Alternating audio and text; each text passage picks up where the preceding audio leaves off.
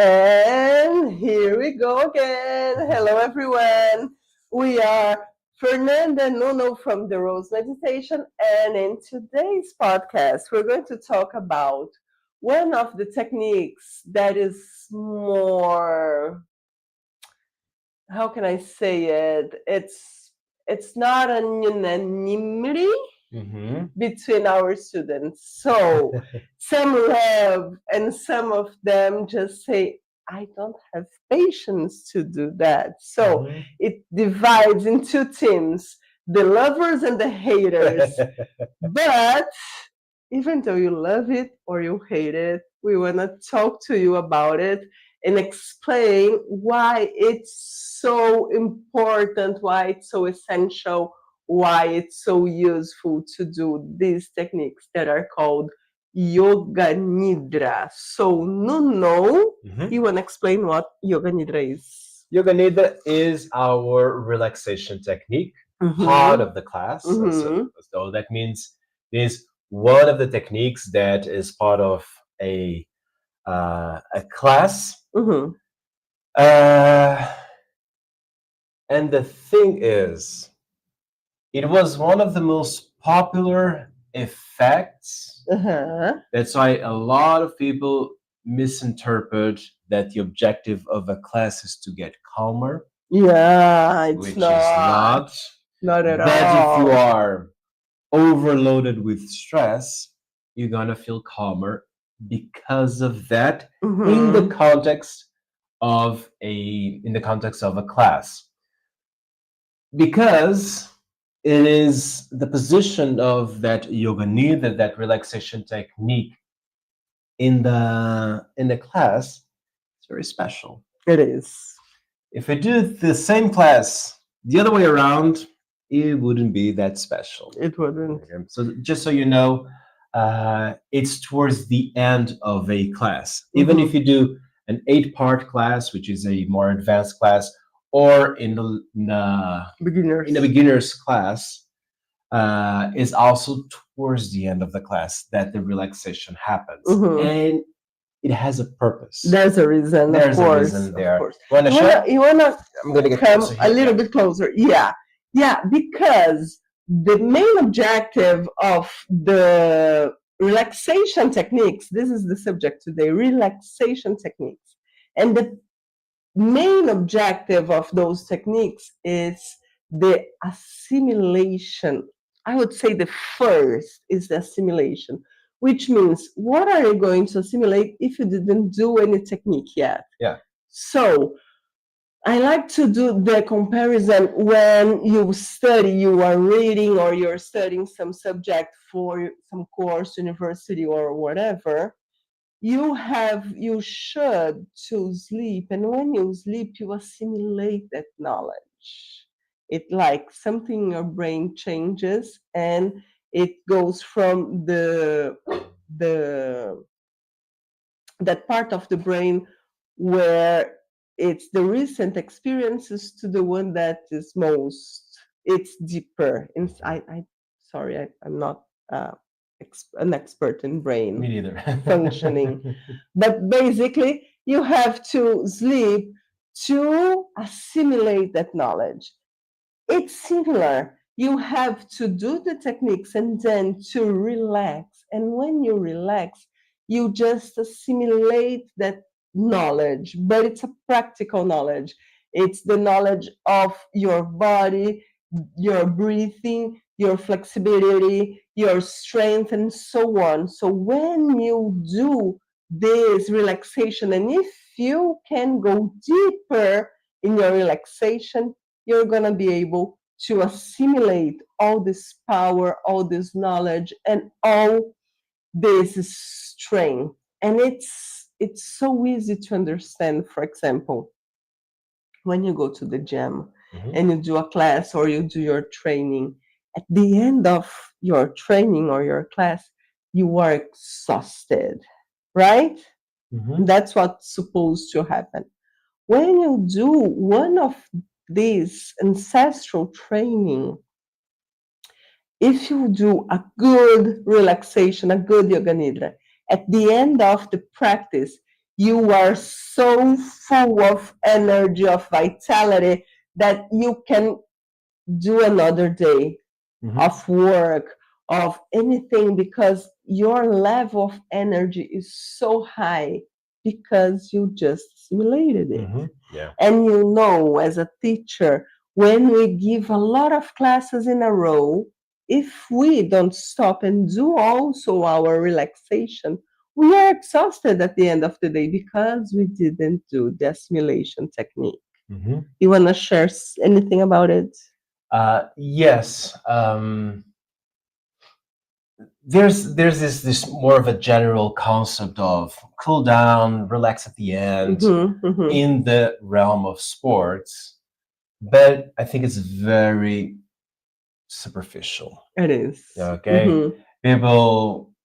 I can see people in the gym, for example, they do an intense workout and then it's just relaxing. They just do like it looks like silly movements, Mm-hmm. and they consider that as a relaxation. Mm-hmm. And so when those same people enter one of our classes and we give like 10 minutes Mm-hmm. of relaxation, they have a deep understanding of now this is relaxation. Yeah. Now it's the real deal. It's not just oh good, Yeah. going to the locker room. It's not like that. Your body is way more complex to learn how to relax. Yeah. Yeah. And so it's a very interesting turning point for a lot of people that understand relaxation as something easy, fast, like they consider that almost like a quick fix to say, oh, I did a relaxation. It took half a minute. Yeah. Instead of a mindful relaxation, the way that we teach, it will take more time, but is a huge investment on your physical well-being, your general well-being, because you're taking care of your body on those mindful moments of the class. Of course, the whole class is mindful, but that final moment is not just lying down and doing nothing. No. You have a Not lot at of all. things to do in those up to 10 minutes. I'll say generally up to 10 minutes. Mm-hmm. You're going to lie down. You're going to correct the position. You're going to adjust the position. You need to feel comfortable to relax. And then the instructor, the teacher, will start giving you instructions, very precise, and different ways of doing that exercise. So you can really feel that, oh, now I understand how to relax. And you don't need to know a lot of anatomy. I'm not going to say all those strange names of all the muscles. Not at all. It's more about driving your mind into feeling that, oh, my foot is relaxing. Imagine your foot melting down. Kind of easy to imagine your foot melting down. And so it goes to all the parts. So the teacher will give you all the precise instructions so you can really feel what relaxation is. Yeah. And it's not just staying there doing nothing. Yeah, of course. It's very, very different. So the attitude is different, the learning process is different. Your body experience will go way deeper, will go like intense there. And I have to add one element that for those who already have that experience of like do a strong asana body technique and then you have the relaxation afterwards, and if you feel that like as a way of regarding, not like a reward, say you did it, now you deserve a, a prize at the end, okay, that's perfectly fine. Because if that is a good trigger for you to continue your practice, do it. Yes. Okay? Like if you feel that I deserve a relaxation, so I'm gonna put my best effort in the body techniques, I'm gonna do it once again, I'm going to keep my discipline so I can have that reward of the relaxation, fine. Yeah. That if that helps you to keep motivated, to keep you engaged with the practice, it's okay. That's lovely. You're not losing nothing if it helps you to go deeper in your practice. Agree. Okay. Yeah. But now, no, we are going to go a little bit deeper in each part of the relaxation exercise, because as you just said, it's not just being there and relaxing. it's not a nap, it's not to sleep, it's so different. So let's go step by step a little bit deeper to try to explain a little bit more about this fascinating technique. So when you start, one of the main differences from when you're going to take a nap or sleep is that at the beginning of the practice, the teacher is going to say, I want you to stay lucid and awake during this entire exercise, listening to every single word I say and filtering and assimilating just what you want. For like 20 plus years that you teach, I would say you give this instruction every class. Maybe Every this is class. the sentence that you use the most in Mhm. the last 20 years, right? That's true. That's true. Okay, you want to explain a little bit deeper why we say that and why the objective is not to sleep and the difference between them? Perfect. So the sleeping subject.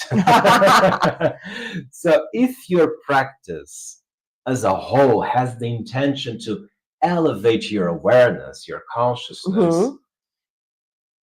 elevate your consciousness. If you sleep, you're going to lower your consciousness. Yes. You're going to become unconscious. Mhm. So there is a kind of a problem here. So if the whole practice is guiding you to a more elevated kind of awareness or self-awareness, if at one moment you fall asleep, you lose awareness. So that's the main thing about don't sleep subject is Mhm. keep your awareness, Mhm. because I'm going to keep pushing the awareness through the techniques up, Mhm. up, up. Okay, so that is a big way of understanding. If you fall asleep, you're not gonna have like side effects. No. You're not gonna have a third arm. No worries.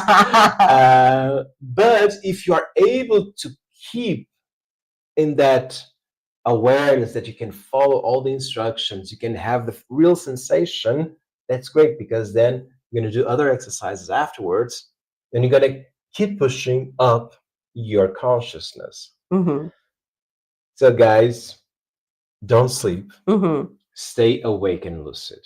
Okay, you know, when you are tired, for example, you're tired and you need to just relax for a little bit, but you just need to wait for, let's see, you're on holidays, you're kind of tired, you are five people in a house, there's just one bathroom, you're tired for a 5 hour walk, the bathroom is someone there, and you just like, let me just rest a little bit. When I listen someone leaving the bathroom, I'm going there.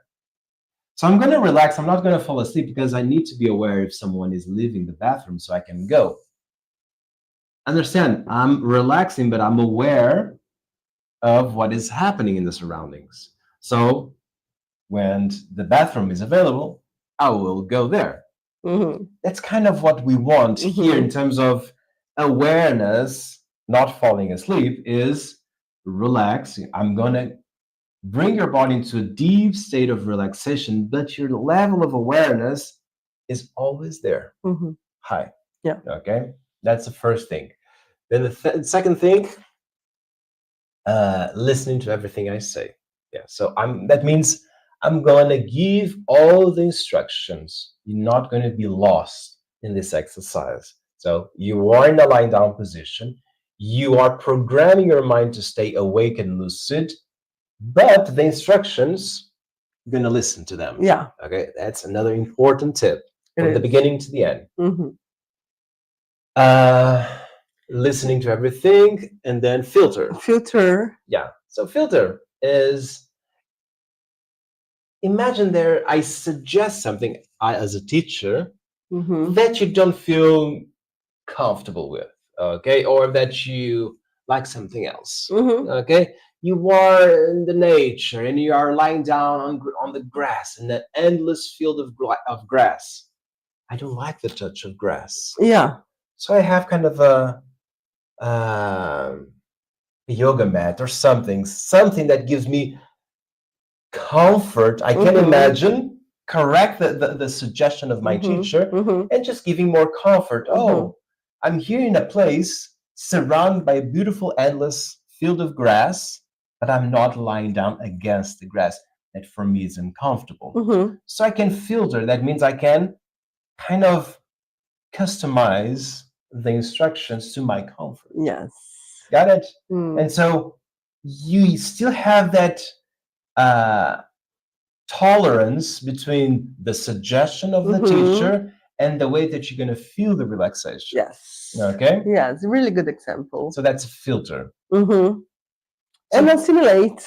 so that means you're going to use the best for your moment, for what makes sense to you.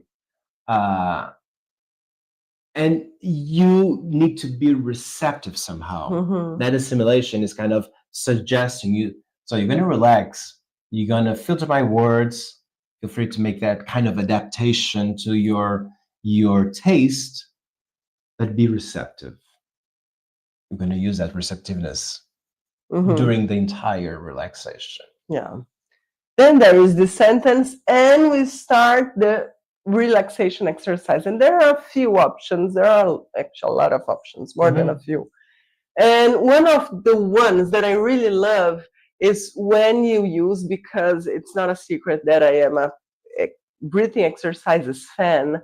So I really love to use the breathing exercises to relax. So the idea is exhalation, double the time the inhalation, always through the nostrils. And every time you exhale in a long exhalation, you feel your body melting on the floor. This is one that I really like the most. That I like the most, I would say. Mhm. And the longer you do this exercise, the deeper your relaxation, your body relaxation is going to be. You want to share your favorite or one of your favorites? I have a few. Mhm. Okay. The Thin White Mist, Uh-huh. probably it was the first one that I did. It's very popular for a beginner to do that one. Is. It's so effective. You imagine a white mist close to the floor that starts to wrap your body very slowly from your feet to the crown of the head. And the teacher will give like precise instructions: the feet, the ankles, legs, knees, thighs. Feel like it's passing through the pores of your skin, through the tissues, and go to the marrow of your bones. It's just a very effective one. I like that one. I like the melting, and I use a few versions of melting. Okay. Nice. I like the one that you do. I also like the one that you imagine that you are a sculpture made of ice under the sun. And so you feel your body melting. Oh, that's Yeah. delicious. It's beautiful. When it's hot outside, it's a good one. Like you imagine yourself as a statue of ice, and then you start to melt like the sun hitting your feet, and then your feet will melting down. It's lovely. Nice. Yeah, yeah. Nice. And then I like to vary. I like to use different ways of relaxation, and I love it. Nice. So then you are going to relax your body, your physical body, and you're going to notice that your emotions and your mind also relax. So this is the first part. And the second part would be the utilization of the relaxation, because if you think you're just going to be there and relax, no. This is why some people think they don't have the patience needed to do this exercise. I already saw a lot of students when it's time for yoga nidra, they say, you know what, too cool. But it's just that they never had the chance to experience a good relaxation exercise, because it's not just to be there relaxing. A lot is happening inside your body, and the utilization is one of them. You want to explain a little bit the utilization of the yoga nidra?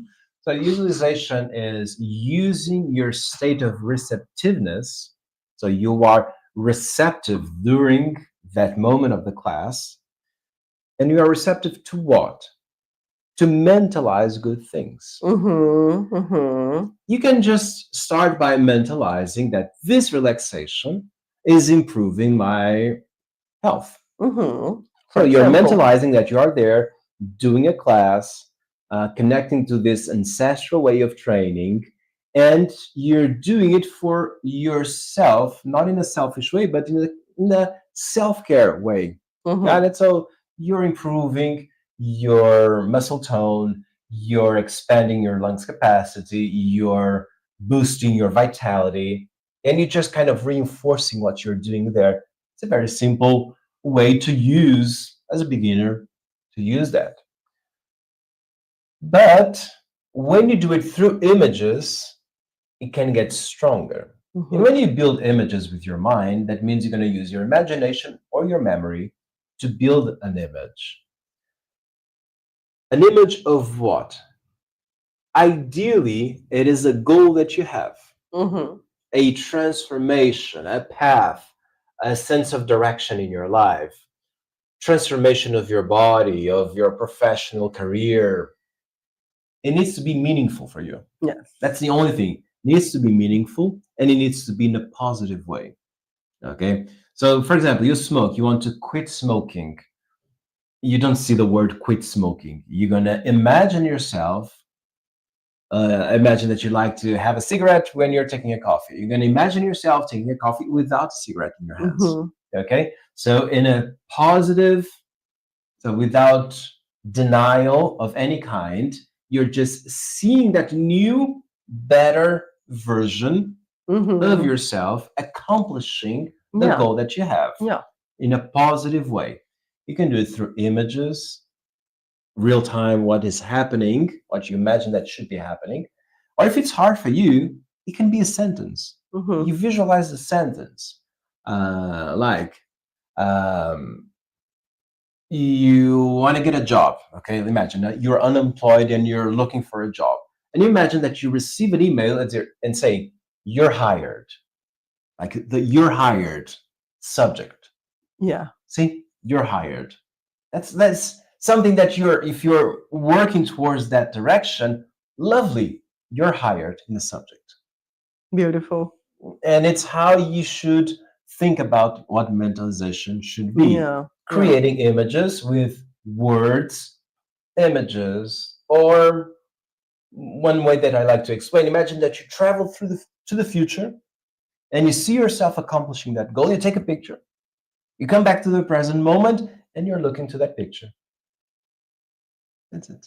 That's Beautiful. mentalization. And I really like the idea that you are making a commitment with yourself. You are reinforcing a commitment to yourself because when differently from when you do the body techniques, the teacher can say your leg strength or relax your shoulder or strengthen your leg or correct your head. I don't know anything. When it's inside your head, the teacher can't reach that place there. So it's something. It's a very personal experience. And when you say, okay, I'm gonna choose a goal, a transformation, or an objective that I have, it's me with myself. And I like the idea that every day when I do my yoga nidra, after at the end of my class, I am going to recommit with myself with this goal or this objective that it's so important to me. And I'm not going to share it with anyone because it's so personal, but I really want to achieve this goal. So, Mhm, okay, we are reminding ourselves of what is important mhm, at that moment. And ideally, you're going to do every day the same mentalization until, for example, you get that job. And then when you get the job, you're going to change it for anything else. But it's personal. It's your intimacy. It's beautiful to think that way. mhm, And then we come back, we return. Usually we use the senses, we awaken each one of the senses. I like this part. mhm. And usually you feel this energy, vitality, happiness that it's so specific Yeah, yeah. of our practices, Mhm. right? Yeah, it's that kind of strange balance between stillness of your mind, like you feel like everything is serene Mm-hmm. on one side, but your energy levels are up there without the excitement. It's not like having a Red Bull with coffee. It's not that kind of energy. It's kind of a willpower, intentional energy, Mm-hmm. and Mm-hmm. something that you want to channel somehow to your Uh-huh. life. But at the same time, you feel serene. It's not chaos. It's not chaos. Yeah. It's not overexcitement. Mm-hmm. It is just pure energy, strength, inner strength that you have. Yeah. Then you're going to channel mostly to a meditation exercise and then to your life, which Yeah. will be the two parts after. You're going to meditate and then you're going to do stuff. Okay? Yeah. Please do stuff after the class. And as a teachers, from the point of view of the teachers, it's so interesting because, for example, you give classes in gyms, Yeah. and you always have newcomers in your classes, and you can see the difference, even someone you don't know, if they are being able to enjoy this moment of the yoga nidra or not. For example, if someone is always moving something or moving the hands or opening the eyes and looking to the others, or something is Itching. or anything, you know that this person didn't jump in the yoga nidra, right? No. Can you share any other tips that you see that this person is not enjoying this precious moment? Yes. So when I see that at the beginning, I see that some people are having a hard time to relax, to let go.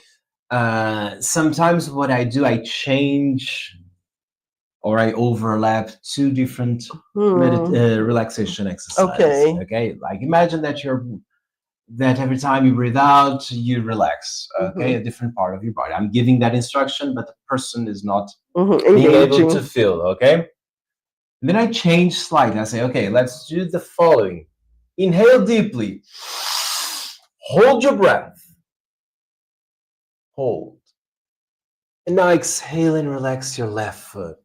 I try to grab the person by the hand without grabbing by the hand and try to see if that helps. Okay, yeah. Or using the same exercise, the starting point, okay, and still not working, I'll repeat over and over. Okay, like if you still don't feel your feet relaxed, go again. Exhale once again and try to go deeper on your relaxation. Take your own rhythm to relax. And I usually say we still have plenty of time till the end of the class. It's a beginners, okay? So don't worry about time. Because sometimes people are stressed because they think they are late.